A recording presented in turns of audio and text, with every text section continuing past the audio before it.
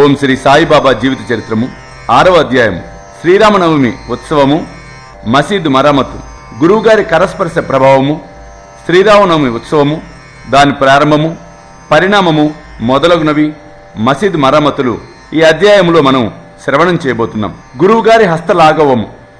సంసారమును సముద్రములో జీవుడనేటి ఓడను సద్గురువు నడుపునప్పుడు అది సులభముగాను జాగ్రత్తగాను గమ్యస్థానము చేరును. సద్గురువు అనగానే సాయిబాబా జ్ఞప్తికి వచ్చుచున్నారు. నా కండ్ల ఎదుట సాయిబాబా నిలచి ఉన్నట్లు, నా నుదుట వీపూది పెట్టుచున్నట్లు, నా శిరస్సుపై చేయి వేసి ఆశీర్వదించుచున్నట్లు పొడముచున్నది. నా మనస్సు సంతోషంలో మునిగి నా కండ్ల నుండి ప్రేమ పొంగి పొరలుచున్నది. గురువుగారి హస్తస్పర్శ ప్రభావము అద్భుతమైనది. సూక్ష్మ శరీరము అనగా కోరికలు భావములమయము అగ్నిచేత కూడా కాలనట్టిది. గురువుగారి హస్తము తగులగానే కాలిపోవును. జన్మ జన్మల పాపములు పటాపంచలైపోవును. మత విషయములు భగవత్ విషయములు అనగానే అసహ్యము పడువారికి మనశ్శాంతి కలుగును. సాయిబాబా చక్కని ఆకారం చూడగానే సంతసం కలుగును. కండ్ల నిండా నీరు నిండును. మనస్సు ఊహలతో నిండును. నేనే పరబ్రహ్మము అను చైతన్యమును మేల్కొల్పి ఆత్మసాక్షాత్కార ఆనందమును కలిగించును. నేను నీవు అను భేద భావమును తొలగించి బ్రహ్మములో ఐక్యము చేయును. వేదములు గాని పురాణములు గాని పారాయణము చేయనప్పుడు శ్రీ సాయి అడుగడుగునకు జ్ఞప్తికి వచ్చుచుండును. శ్రీ సాయిబాబా రాముడుగా గాని కృష్ణుడుగా గాని రూపము ధరించి తమ కథలు వినునట్లు చేయును. నేను భాగవత పారాయణమునకు పూనుగొనగానే శ్రీ సాయి అపాదమస్తకము కృష్ణుని వలె కాన్పించును. భాగవతమో ఉద్ధవగీతయో పాడుచున్నట్లు అనిపించును. ఎవరితోనైనా సంభాషించినప్పుడు సాయిబాబా కథలే ఉదాహరణములుగా ఇచ్చుట జ్ఞప్తికి వచ్చును. నేనేదైనా వ్రాయ తలపెట్టినచో వారి అనుగ్రహం లేనిచే ఒక మాట గాని వాక్యము గాని వ్రాయలేను. వారి ఆశీర్వాదము లభించిన వెంటనే అంతులేనట్లు వ్రాయగలుగుదును. భక్తునిలో అహంకారము విజృంభించగానే బాబా దానిని అణచివేయును. తమ శక్తితో వాని కోరికను నెరవేర్చి సంతుష్టు చేసి ఆశీర్వదించును. సాయి పాదములకు సాష్టాంగ నమస్కారం చేసి సర్వస్వ శరణాగతి చేసిన వానికి ధర్మ అర్ధ కామ మోక్షములు సిద్ధించును. భగవత్ సాన్నిధ్యమునకు పోవుటకు కర్మ జ్ఞాన భక్తి యోగము 4 మార్గములు కలవు. అన్నింటిలోనూ భక్తి మార్గము కష్టమైనది. దాని నిండా ముండ్లు గోతులు ఉండును. సద్గురుని సహాయముతో ముండ్లను గోతులను తప్పించుకొని నడిచినచో గమ్యస్థానము అవలీలగా చేరవచ్చును. దీనిని గట్టిగా నమ్ముడని సాయిబాబా చెప్పుచుండెను.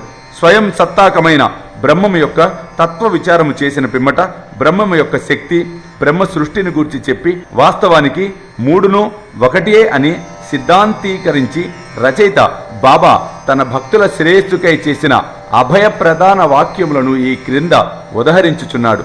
నా భక్తుని ఇంటిలో అన్న వస్త్రములకు ఎప్పుడూ లోటు ఉండదు.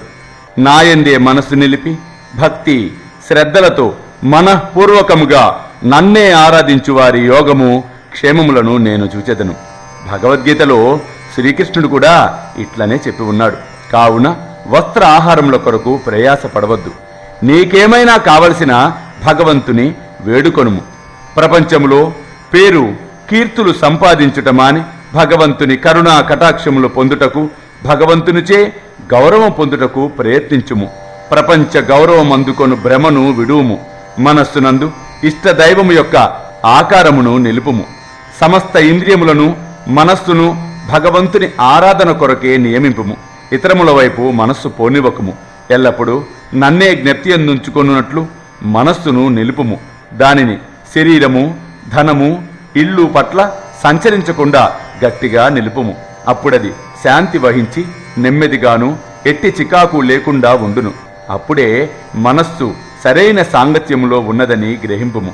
మనస్సు చంచలముగా ఉన్నచో దానికి ఏకాగ్రత లేనట్లే. బాబా మాటలు ఉదహరించిన పిమ్మట గ్రంథకర్త షిరిడీలో జరుగు శ్రీరామ నవమి ఉత్సవమును వర్ణించుటకు మొదలెడెను. షిరిడీలో జరుగు ఉత్సవములన్నిటిలో శ్రీరామ నవమియే గొప్పది. కావున సాయి లీల 1925 పుట 197 పత్రికలో విపులముగా వర్ణింపబడిన శ్రీరామ నవమి ఉత్సవముల సంగ్రహం ఇక్కడ పేర్కొనబడుచున్నది. కోపర్గాంలో గోపాలరావు గుండ్ అన్నతడు పోలీసు సర్కిల్ ఇన్స్పెక్టర్ గా ఉండెను.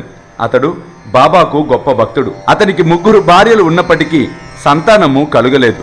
శ్రీ సాయి ఆశీర్వచనముచే అతనికి ఒక కొడుకు పుట్టెను. దానికి అతడు మిక్కిలి సంతసించి షిరిడిలో ఉత్సవము చేసినా బాగుండునని 1897లో భావించెను. ఆ విషయమై తక్కిన భక్తులకు తాత్యా పాటిల్, దాదాకోతే పాటిల్, మాధవరావు దేశపాండే ఉరఫ్ శ్యామాలతో సంప్రదించెను. వారంతా దీనికి సమ్మతించిరి. బాబా ఆశీర్వాదమును అనుమతిని పొందిరి. జిల్లా కలెక్టర్ అనుమతికై దరఖాస్తు పెట్టిరి. గ్రామ కరణము దానిపై ఏదో వ్యతిరేకముగా చెప్పినందున అనుమతి రాలేదు. కాని బాబా ఆశీర్వదించి ఉండటచే రెండవ పర్యాయము ప్రయత్నించగా వెంటనే అనుమతి వచ్చెను. సాయిబాబాతో మాట్లాడిన పిమ్మట ఉత్సవము శ్రీరామనవమి నాడు చేయుటకు నిశ్చయించిరి. దానిలో బాబా వారికేదో ఇంకొక ఉద్దేశం ఉన్నట్లు కాన్పించుచున్నది. ఈ ఉత్సవమును శ్రీరామనవమితో కలుపుట హిందూ మహమ్మదీల మైత్రి కొరకు కాబోలు. భవిష్యత్ సంఘటనలను బట్టి చూడగా బాబా ఉద్దేశములు రెండునూ నెరవేరినవి. ఉత్సవములు జరుపుటకు అనుమతి వచ్చెను, కాని ఇతర కష్టములు కాన్పించెను. సిరిడి చిన్న గ్రామం ఒకటచే నీటి ఇబ్బంది ఎక్కువగా ఉండెను.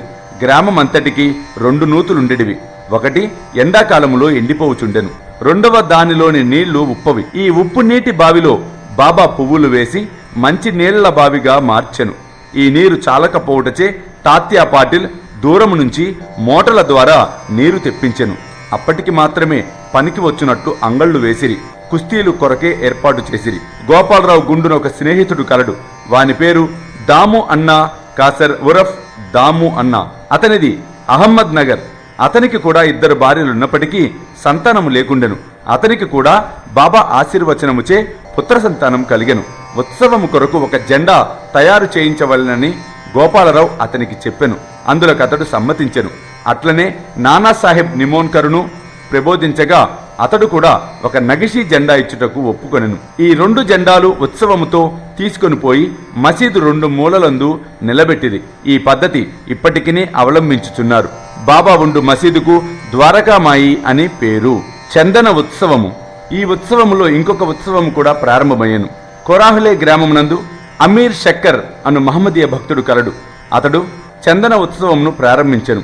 ఈ ఉత్సవము గొప్ప మహమ్మదీయ ఫకీరుల గౌరవార్థము చేయుదురు. వెడల్పు పళ్ళెములో చందనపు ముద్ద నుంచి తలపై పెట్టుకొని సాంబ్రాణి ధూపములతో బాజా భజంత్రీలతో ఉత్సవము సాగించెదరు. ఉత్సవం ఊరేగిన పిమ్మట మసీదునకు వచ్చి మసీదు గూటిలోనూ గోడలపైనను ఆ చందనమును చేతితో అందరూ తట్టెదరు. మొదటి 3 సంవత్సరములు ఈ ఉత్సవము అమీరు షక్కరు జరిపెను. పిమ్మట అతని భార్య జరిపెను. ఒకే దినమందు పగలు హిందువులచే జెండా ఉత్సవము, రాత్రులందు మహమ్మదీలచే చందనోత్సవము ఏ కొట్లాటలు లేక జరుగుచున్నవి. ఏర్పాట్లు. శ్రీరామనవమి బాబా భక్తులకు ముఖ్యమైనది, పవిత్రమైనది. భక్తులందరూ వచ్చి ఈ ఉత్సవంలో పాల్గొనుచుండిరి. బయట ఏర్పాట్లన్నీ తాత్యా కోతే పాటిల్ చూచుకొనిడివారు. ఇంటి లోపల చేయవలసిన పనులన్నీ రాధాకృష్ణమాయి అను భక్తురాలు చూచుచుండెను. ఆమె ఇంటి నిండా భక్తులు దిగేవారు. ఆమె వారికి కావలసినవన్నీ సమకూర్చుచుండెను. ఉత్సవమునకు కావలసినవన్నీ సిద్ధపరచుచుండెను. ఆమె స్వయముగా మసీదును శుభ్రపరచి గోడలకు సున్నము వేయుచుండెను. మసీదు గోడలు బాబా వెలిగించు దుని మూలముగా మసితో నుండి ఉండేటివి. వానిని చక్కగా కడిగి సున్నము పోయిచుండెను. ఒక్కొక్కప్పుడు మండు దుని కూడా తీసి బయట పెట్టుచుండెను. ఇదంతయు బాబా చావడిలో నిద్రించేటప్పుడు చేసేది. ఈ పనిని శ్రీరామనవమికి ఒకరోజు ముందే చేయుచుండెను. బీదలకు అన్నదానమనగా బాబాకు చాలా ప్రీతి. అందుచే బీదలకు అన్నదానము ఈ ఉత్సవ సమయమునందు విరివిగా చేయుచుండిరి. వంటలు విస్తారముగా మిఠాయి దినుసులతో రాధాకృష్ణమాయి ఇంటిలో చేయుచుండిరి. ఇందులో అనేక మంది భక్తులు పూనుకొనుచుండెడివారు. మేళా లేదా ఉత్సవమును శ్రీరామనవమి ఉత్సవముగా మార్చుట. ఈ ప్రకారముగా 1897 నుండి 1911 వరకు ఉత్సవము వైభవముగా జరుగుచుండెను. రాను రాను వృద్ధి అగుచుండెను. 1912లో ఒక మార్పు జరిగెను. సాయి సగుణోపాసనను వ్రాసిన కవియగు కృష్ణారావు జోగేశ్వర్ భీష్మ అనువాడు దాదాసాహెబ్ కాపర్దేతో ఉత్సవమునకు వచ్చెను. వారు దీక్షిత్వాడలో బస చేసిరి. కృష్ణారావు వసారలో చేరిగిల ఉండగా కాకా మహాజని పూజా పరికరములతో పల్లెములతో మసీదుకు పోచుండగా అతనికి ఒక క్రొత్త ఆలోచన తట్టెను. వానిని పిలిచి ఇట్లనెను, ఈ ఉత్సవమును శ్రీరామనవమి నాడు చేటిలో బాబా ఉద్దేశం ఏదే ఉండవచ్చును? శ్రీరామనవమి ఉత్సవం అనగా హిందువులకు చాలా ముఖ్యం కదా, కనుక ఈ దినమునందు శ్రీరామనవమిని ఎలా జరపకూడదు అని జగదీశ్వర్ భీష్మ అనెను. కాకామాజని ఈ ఆలోచనకు సమ్మతించెను. బాబా అనుమతి తెచ్చుటకు నిశ్చయించిరి. ఒక కష్టము మాత్రము తీరనిదిగా కాన్పించెను. అది హరిదాసును సంపాదించుట. భగవన్ మహిమలను కీర్తన చేయుటకు హరిదాసును ఎచ్చటి నుంచి తేవలను అన్నది గొప్ప సమస్యగా ఉండెను. తుదకది భీష్ముడే పరిష్కరించెను. ఎట్లనా అతని రామఖ్యానమును శ్రీరాముని చరిత్ర సిద్ధముగా ఉండుటచే అతడు దానిని కీర్తన చేయుటకు కాకా మహాజని హార్మోనియం వాయించుటకు నిశ్చయించిరి. చక్కెరతో కలిపిన సొంటి గుండ ప్రసాదము రాధాకృష్ణమాయి చేయుటకు ఏర్పాటయ్యను. బాబా అనుమతి పొందుటకై మసీదు పోయిరి. అన్ని సంగతులు మసీదు నుండియే గ్రహించుచున్న బాబా వాడలో ఏమి జరుగుచున్నదని మహాజనిని ప్రశ్నించెను. బాబా అడిగిన ప్రశ్నను మహాజని గ్రహించలేకపోవటచే బాబా అదే ప్రశ్న భీష్మను అడిగెను. అతడు శ్రీరామనవమి ఉత్సవము చేయ నిశ్చయించితమనియు అందులకు బాబా అనుమతి ఇవ్వవలననియు కోరెను. బాబా వెంటనే ఆశీర్వదించెను. అందరూ సంతసించి జయంతి ఉత్సవమునకు సంసిద్ధులైరి. ఆ మరుసటి దినమును మసీదును అలంకరించిరి. బాబా ఆసనమునకు ముందు ఊయల వ్రేలాడగట్టిరి. దీనిని రాధాకృష్ణమాయి ఇచ్చెను. శ్రీరామ జన్మోత్సవము ప్రారంభమయ్యను. భీష్ముడు కీర్తన చెప్పుటకు లేచెను. మహాజని హార్మోనియం వాయించుచుండెను. బాబా మహాజనిని పిలిపించెను. అతడు కొంచెము జంకెను. జన్మోత్సవము జరుపుటకు బాబా ఒప్పుకొనునో లేదో అని అతడు సంశయించెను. అతడు బాబా వద్దకు వెళ్లిన తోడనే ఇది అంతయు ఏమని బాబా అడిగెను. ఆ ఊయల ఎందుకు కట్టిరి అని అడిగెను. శ్రీరామనవమి మహోత్సవం ప్రారంభమైనదనియు అందులకై ఊయల కట్టిరనియు అతడు చెప్పెను. బాబా మసీదులో నుండి భగవంతుని నిర్గుణ స్వరూపమగు నింబారు నుండి ఒక పూలమాలను తీసి మహాజని మెడలో వేసి ఇంకొకటి భీష్మునికి పంపెను. హరికథ ప్రారంభమయ్యను. కొంతసేపటికి కథ ముగిసెను. శ్రీరామచంద్రమూర్తికి జై అని ఎర్రగుండ బాజా భజంత్రీల ధ్వనుల మధ్య అందరిపైన పడినట్లు విరివిగా చల్లిరి. అందరూ సంతోషములో మునిగిరి. అంతలో ఒక గర్జన వినబడెను. చల్లు చిండిన గులాల్ అను ఎర్ర పొడుము ఎటులనో బాబా కంటిలో పడెను. బాబా కోపించిన వాడై బిగ్గరగా తిట్టుట ప్రారంభించెను. జనులందరూ ఇది చూచి భయపడి పారిపోయిరి. కాని బాబా భక్తులు అవన్నీ తిట్ల రూపముగా బాబా తమకిచ్చిన ఆశీర్వాదములని గ్రహించి పోకుండిరి. శ్రీరామచంద్రుడు పుట్టినప్పుడు రావణుడనే అహంకారమును దురాలోచనలను చంపుటకై నిశ్చయముగా బాబా రూపంలో ఉన్న రాముడు తప్పక కోపించవలను అనిది. షిరిడీలో ఏదైనా క్రొత్తది ప్రారంభించినప్పుడెల్లా బాబా కోపించుట ఒక అలవాటు. దీనిని తెలిసిన వారు గమ్మున ఊరకుండిరి. తన ఊయలను బాబా విరుచులను భయముతో రాధాకృష్ణమాయి మహాజనిని పిలిచి ఊయలను తీసుకొని రమ్మనెను. మహాజని పోయి దానిని విప్పుచుండగా బాబా అతని వద్దకు పోయి రే ఊయలను తీయవలసిన అవసరం లేదులే అని చెప్పెను. కొంతసేపటికి బాబా శాంతించెను. ఆనాటి మహాపూజ హారతి మొదలగునవి ముగిసెను. సాయంత్రము మహాజని పోయి ఊయలను విప్పుచుండగా ఉత్సవం పూర్తి కానందున బాబా దానిని విప్పవద్దని చెప్పి ఆ మరుసటి దినము శ్రీకృష్ణ జననము నాడు పాటించు కాలాహుండి అను ఉత్సవము జరిపిన పిమ్మట తీసివేయవచ్చునని చెప్పెను. కాలాహుండి అనగా నల్లని కుండలో అటుకులు, పెరుగు, ఉప్పు, కారము కలిపి వ్రేలాడగట్టెదరు. హరికథ సమాప్తమైన పిమ్మట దీనిని కట్టెతో పగులగొట్టెదరు. రాలిపడిన అటుకులను భక్తులకు పంచిపెట్టెదరు. శ్రీకృష్ణ పరమాత్ముడు ఈ మాదిరిగానే తన స్నేహితులకు గొల్ల పిల్లవాండ్రతో ఆటలాడి వారికివన్నీ పంచిపెట్టుచుండెనట. ఆ మరుసటి దినము ఇవన్నీ పూర్తయిన పిమ్మట ఊయలను విప్పుటకు బాబా సమ్మతించెను.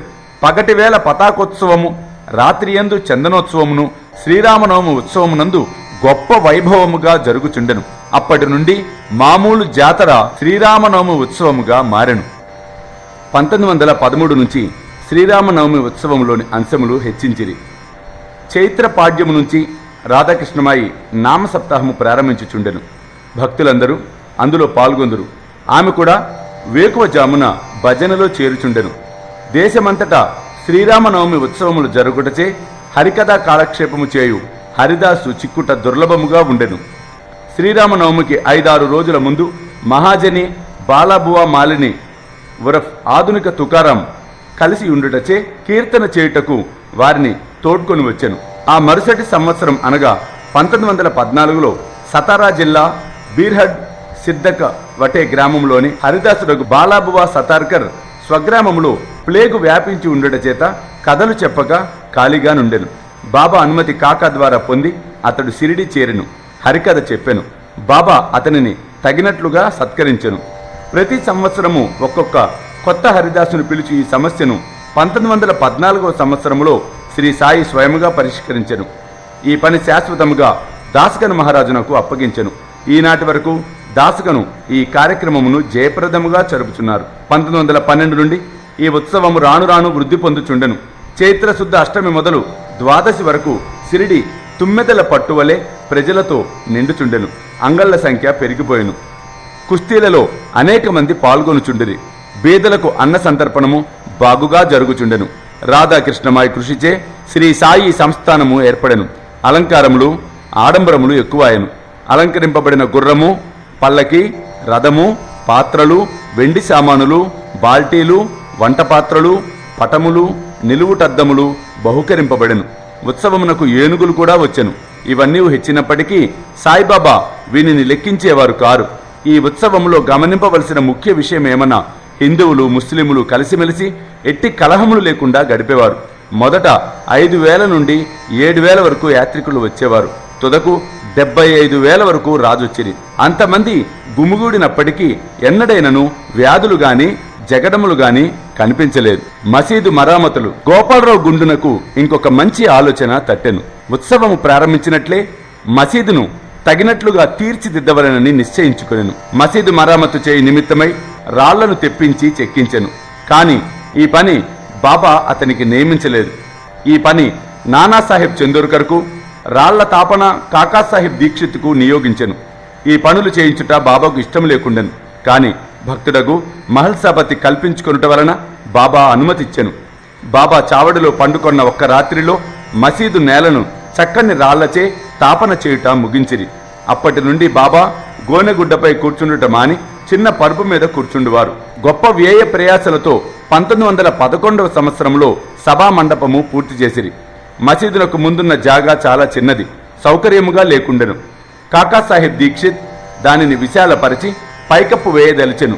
ఎంతో డబ్బు పెట్టి ఇనుప స్తంభములు మొదలగునవి తెప్పించి పని ప్రారంభించెను. రాత్రి అంతయు శ్రమపడి స్తంభములు నాటిరి. ఆ మరుసటి దినము ప్రాతకాలముననే బాబా చావడి నుండి వచ్చి అది అంతయు చూచి కోపించి వానిని పీకి పారవేచెను. ఆ సమయంలో బాబా మిక్కిలి కోపోద్దితుడై ఉండెను. ఒక చేతితో ఇనుప స్తంభమును పెకలించుచు రెండవ చేతితో తాత్యా పాటిల్ పీకను పట్టుకొనెను. తాత్యా తలపాగాను బలవంతముగా తీసి అగ్గిపుళ్లతో నిప్పంటించి ఒక గోతిలో పారవేచెను. బాబా నేత్రములు నిప్పు కనిక వలె వెలుగుచుండెను. ఎవరికిని బాబా వైపు చూచుటకు ధైర్యము చాలకుండెను. అందరూ భయకంపితులై బాబా తన జేబులోంచి ₹1 తీసి అటువైపు విసిరెను. అది శుభ సమయమందు చేయు ఆహుతి వలె కనపడెను. తాత్యా కూడా చాలా భయపడెను. తాత్యాకి ఏమి జరగనున్నదో ఎవరికీ ఏమీ తెలియకుండెను. అందులో కల్పించుకొనుటకు ధైర్యం ఎవరికీ చాలకుండెను. కుష్ఠిరోగియగు బాబా భక్తుడగు భాగోజీ సిందే కొంచెము ముందుకు పోగా బాబా వానిని ఒక ప్రక్కకు తోసెను. మాధవరావు ప్రయత్నించగా వానిపై బాబా ఇటుకరాయి రువ్వెను. ఎంతమంది జోలికి పోదలిచిరో అందరికీ ఒకే గతి పట్టెను. కాని కొంతసేపటికి బాబా శాంతించెను. ఒక దుకాణదారుని పిలిపించెను. వాని వద్ద నుంచి జరీపాగాను క్రయమునకు తీసుకొనెను. దానిని బాబా స్వయముగా తాత్యా తలకు చుట్టెను. తాత్యాను ప్రత్యేకముగా గౌరవించుటకు బాబా ఇట్లు చేసి ఉండును. బాబా యొక్క ఈ వైఖరిని చూచిన వారెల్లరూ ఆశ్చర్యమగ్నులైరి. అంత త్వరలో బాబాకు ఎట్లు కోపం వచ్చెను? ఎందుచేత ఈ విధముగా తాత్యాను శిక్షించెను? వారి కోపము తత్క్షణమే ఎట్లు చల్లబడెను అని అందరూ ఆలోచించుచుండిరి. బాబా ఒక్కొక్కప్పుడు శాంతమూర్తి వలె కూర్చుండి అత్యంత అనురాగముతో మాట్లాడుచుండువారు. అంతలో అకారణముగా కోపించెడివారు.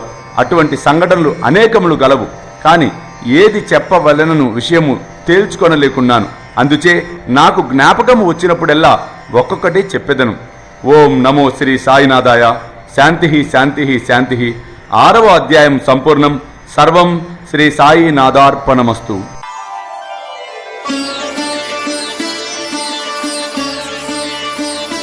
వేలాది మంది సాయి భక్తులు ఎదురు చూస్తూ ఉన్న ఘడియలు మరలా రాబోతూ ఉన్నాయి. స్వామీజీతో షిరిడి యాత్ర సెప్టెంబర్ 5 గురువారం నాడు బయలుదేరతాం. సెప్టెంబర్ 6, 7, 8 షిరిడిలో వేలాది మంది సాయి భక్తులతో ఈసారి ప్రపంచవ్యాప్తంగా ఉన్న సాయి భక్తులందరినీ కూడా మేము ఇన్వైట్ చేస్తున్నాం ఈ గొప్ప కార్యక్రమానికి. కాబట్టి మీరు నాతో రావాలి, ఈ యాత్రలో పాలు పంచుకోవాలి అనుకుంటే త్వరితగతిన కింద కనిపిస్తున్న ఫోన్ నెంబర్స్కి ఫోన్ చేసి మీ టికెట్స్ రిజర్వ్ చేసుకునే ప్రయత్నం చేయండి.